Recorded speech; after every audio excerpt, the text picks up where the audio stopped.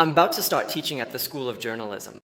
I have two questions. The first one is, last year there was a rather popular news story.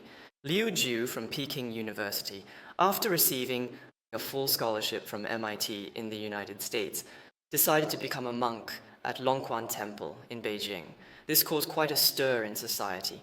People thought that such an outstanding college student, a top talent, turned down such a bright future to become a monk. It seemed like a tremendous waste of social resources, and also extremely irresponsible to his parents and teachers. Some people also felt that perhaps becoming a monk could be considered a career choice. We have two monks here on stage with us today. So I'd like to ask Khenpo, you've been a monk for over 20 years. What kind of profession is it really? What does it truly feel like for you personally? My second question is, Khenpo talked a lot today about the concept of cause and effect. But for us ordinary people, we can't see our past or present lives, nor can we indeed witness the horrors of hell, such as they are. So many people believe that seeing is believing.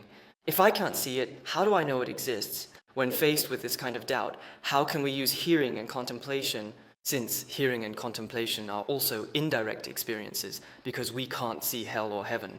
So how can we truly establish faith in cause and effect? Thank you.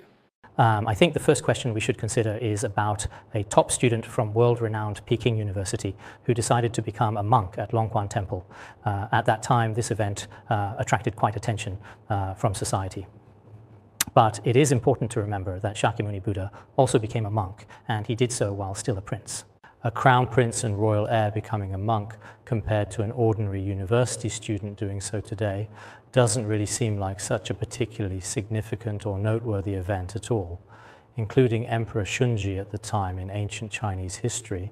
In Chinese history and tradition, there have also been emperors who became monks willingly.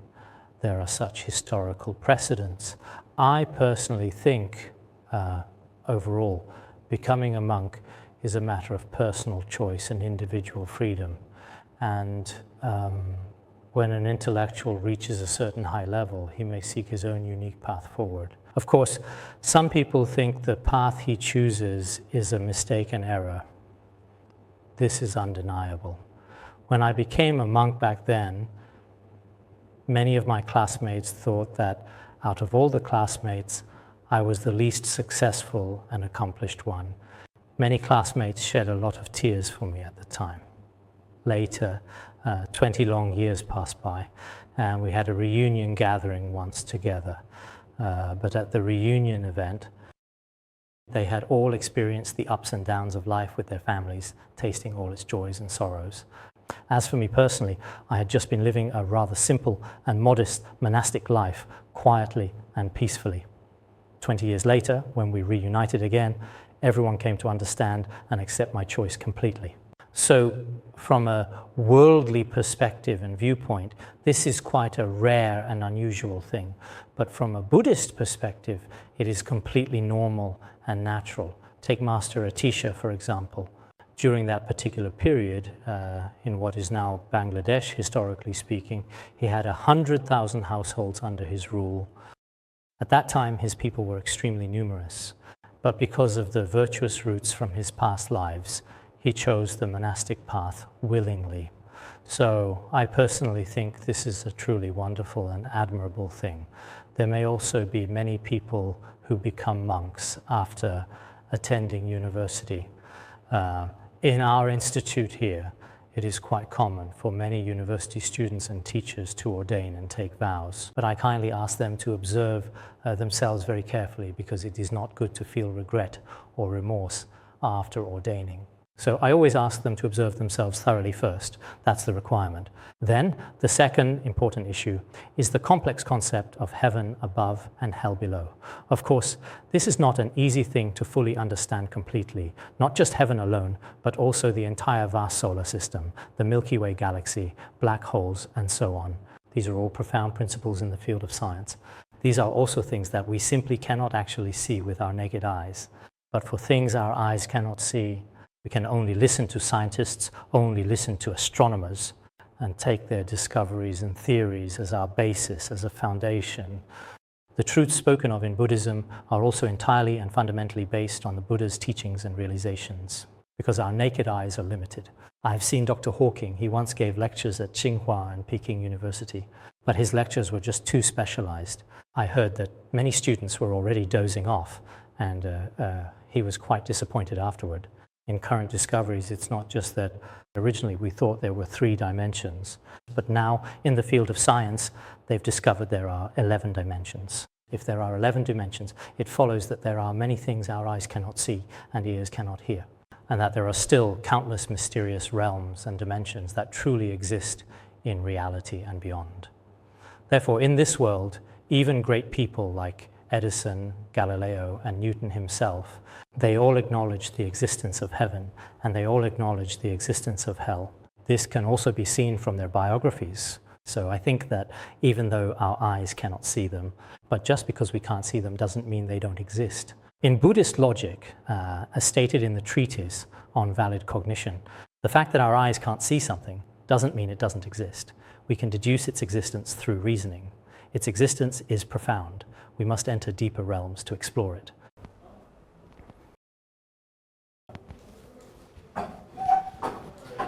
Hello, Master. I am a freshman at the School of Finance and Economics. I have a question I'd like to ask you. That is, Buddhism emphasizes seeing through things clearly and deeply, right? At that particular critical time, Prince Siddhartha also became a monk, because when he was in his early 30s, he had experienced and witnessed many things and worldly sufferings firsthand. So he saw through the world clearly and then renounced it to become a monk. But people like you and our teachers all became monks at a very young and tender age. I want to know what considerations and thoughts led you to make such a significant choice. Thank you. It's like this exactly. In terms of outward appearances and perception, we can say that Shakyamuni Buddha, he really did live in the royal palace luxuriously, and then when he went out on excursions, after seeing the scenes of birth, aging, sickness, and death clearly, he developed the strong intention to renounce the world completely. Then he departed from his home to become a Buddhist monk and ultimately attained enlightenment. Of course, this is the explanation commonly given in the exoteric general vehicles. But in the unique teachings of the Mahayana and Vajrayana, it is not explained this way. Shakyamuni Buddha, originally in his causal stage, over hundreds of millions of kalpas, he had already renounced the world countless times and engaged in practice. At that time, he was merely manifesting these actions in front of sentient beings. In reality and truth, his great accomplishment was not entirely dependent on this alone and solely. In the detailed biography of Shakyamuni Buddha and his life, there are explanations from the Hinayana Vaibhashika school, the Sautrantika school, and the Yogacara school. There are also many different explanations from the Madhyamaka and Vajrayana traditions, including some introductions about him in this regard. Recently, I translated a history of Tibetan Buddhism. At the beginning of this book, there are accounts of his entire attainment and some of his experiences of renunciation. You can refer to it when it's convenient in the future. As for the questions for the Dharma teacher and me, the Dharma teacher will certainly answer his own. Now, I will answer based on my own situation. As for my ordination, as I just mentioned, at that particular time in my early life, I was especially interested in dialectical thinking and philosophy, including various aspects related to psychology and the pursuit of ultimate truth. But in the end, I felt deeply that after starting work daily, getting off work, getting married, and having children eventually. Anyway, everyone is just doing these things every day, doing the same things over and over again. When I eventually reach the age of 50 or 60 and look back on my life, maybe life is just like that, not necessarily something wonderful. At the very least, by choosing monastic life, my life is actually simple and plain, and I think I'm relatively happy, personally speaking. Plus, I probably have many opportunities to study. There's no pressure from daily life. When I first left home, now when I look back, it seems my mindset was especially simple. I felt very relaxed without any pressure, and with the convenience of studying some Buddhist teachings and seeking knowledge, that's how I saw it. But later on, I came to understand some of the truths of Buddhism. At that point, I realized that becoming a monk is not just for my own happiness. We should do things that benefit all sentient beings and take responsibility for spreading the Dharma. But at that time, it was only after many years that I looked back on this experience. I am a visiting scholar at Renmin University. I'm quite interested in religion, and I've read some books on the subject before. I'd like to ask, regarding the two of you as lamas, is your relationship with Buddhism simply and solely perhaps a matter of theoretical speculation or philosophical concepts? Or, as in traditional Buddhism, does it require self-cultivation and training the mind? That's my first question. Another thing is, since I personally also study ancient Chinese literature, there is a concept called Mingxin Jiangxing, illuminating the mind and seeing one's true nature. I'm not sure about its connotation and meaning. Is there any information about this in Tibetan Buddhism? Okay, thank you. That was a very good and thoughtful question just raised now about Buddhism and its teachings. Not only do we need to understand it deeply from a theoretical perspective and intellectual standpoint, more importantly, in essence, Buddhism is about training the mind.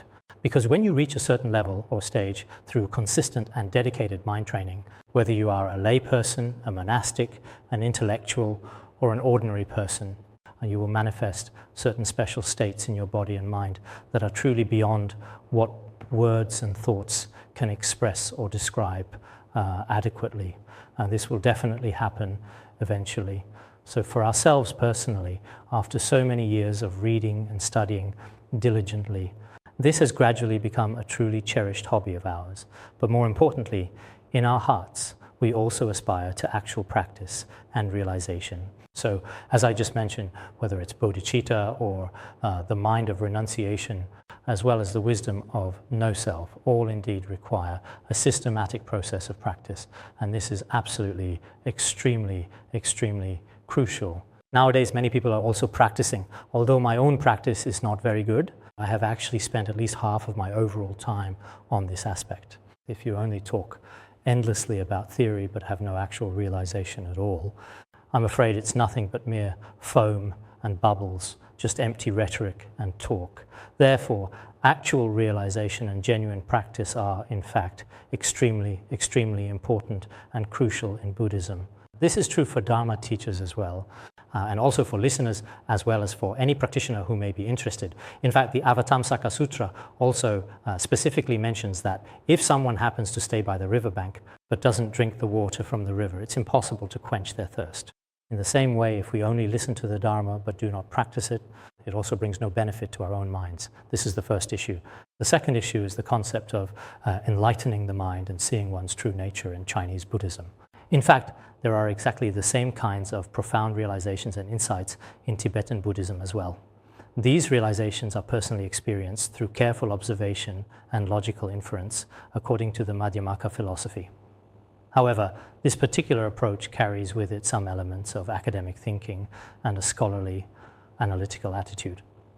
It is a path of realization that is achieved and cultivated through the process of observation.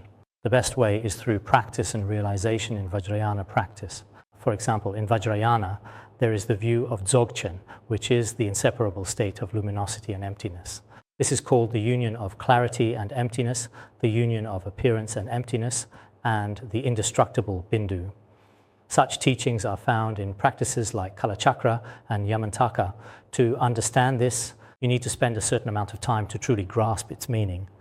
I am a law school student here at the university, and I have a question for you today. In legal studies and jurisprudence, there is an important concept called natural law theory. Based on my recent research and study into Buddhism and its philosophy, I feel that the Buddhist concept of cause and effect is that religion studies a law or principle of the natural world. While law is a set of behavioral norms or rules for lay people, both are actually sets of rules. I wonder if there is any sort of mutual validation or cross-checking between these two sets of rules, because recently we've been studying a topic called law and religion.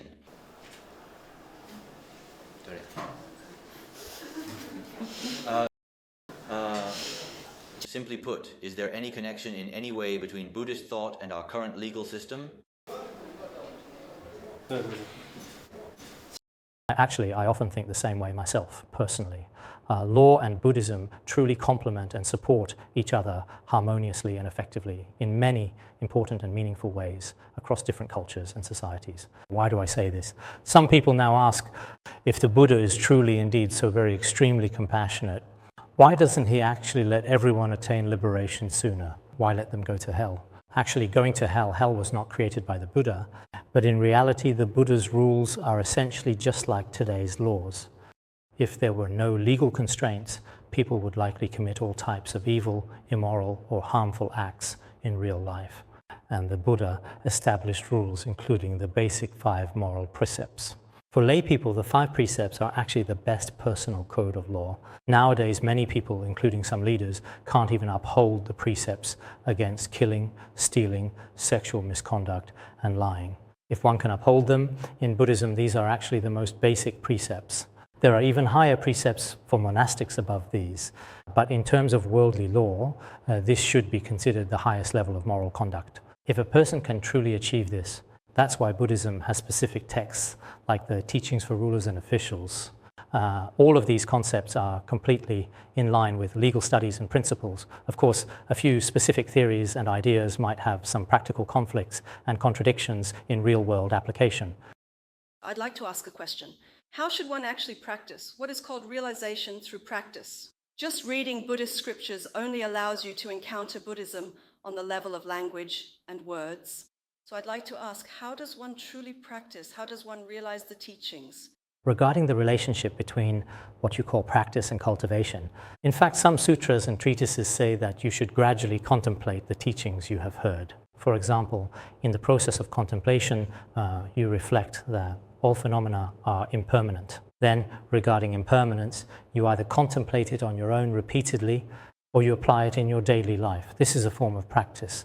There are 2 types of practice: analytical meditation and resting meditation. Analytical meditation means reflecting and familiarizing yourself with the teachings in daily life.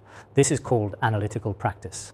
Resting meditation is when you go to a quiet place to meditate and rest your mind.